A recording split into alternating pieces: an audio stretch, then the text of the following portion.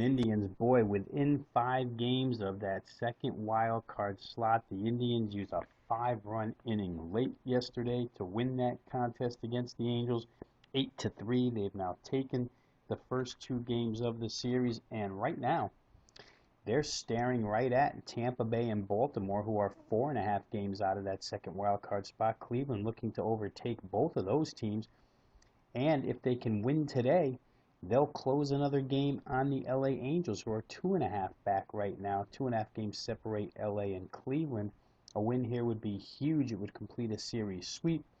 Indians right now won 4 straight, 7 of their last 10. They're playing very good in all aspects. Offensively, over the course of the last 7 days, Cleveland's been your third best offensive team in baseball as far as statistical numbers are concerned. They've hit 294, on base percentage of 382, slugging 461, OPS 842. The offense has really hit the baseball, and that could come into play here against Jared Weaver, the soft tossing veteran righty for the LA Angels, who, while having a pretty good whip of 101 over his last 5 starts, doesn't have the same as far as ERA is concerned. That ERA is 4.40.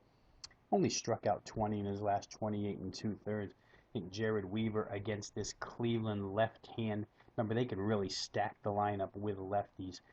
Against this lineup, I think that's troublesome for Jared Weaver in this contest. The other side of the pitching coin here is Josh Tomlin for the Cleveland Indians. Comes off of major surgery 3 starts ago. Puts together 2 good ones against Minnesota and the Yankees, 13 in the third, only allowed 7 hits and 3 runs. But his last start against Milwaukee started to show a little bit of a chink in the armor. Goes 6 innings, gives up 4 earned runs, did strike out 7, so the strikeout pitch was there, but he gave up 3 home runs.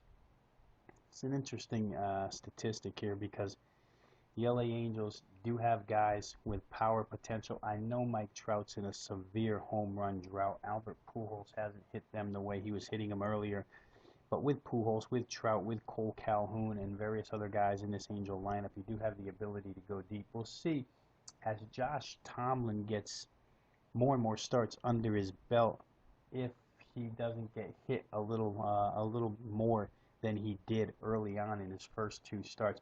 Whether or not he'll get hit hard enough to lose to Jared Weaver is the question here. I don't know that I like either one of these pitchers in this game, but I really do side with the hot team in Cleveland right now. Gotta say, the offensive numbers have been tremendous. All their work, all the way around, has been really good. Uh, Note that they were supposed to use Carlos Carrasco in the first game of this series and couldn't because of illness, and they've still come through with the first 2 wins. Bullpen situation is good on both ends. There's nothing to worry about there. As far as, like I say, team batting goes against right-handed pitching, Cleveland with the lineup of left-handers I think is huge.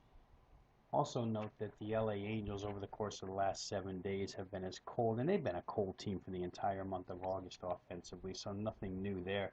I think Cleveland, behind Tomlin, maybe can outslug the Angels here, but I would be more interested in this total. You're looking at a game that opened 8 under minus 120. It's now gone to 8 over minus 120, 125. We see one venue offshore jumping now to 8.5. So people have really hopped on the over bandwagon. I thoroughly agree in this particular instance that both of these teams will get their share of runs. I think that's probably the best way to look. If you're looking to play side here, Josh Tomlin opened minus 130. Not a lot of movement. He still sits about 130, anywhere from 130 to 132, favorite over the Angels. So we're going to let this side go, but I do think that the over is a potential winner here. So we might take a flyer on over 8 runs in this Angels-Indians contest.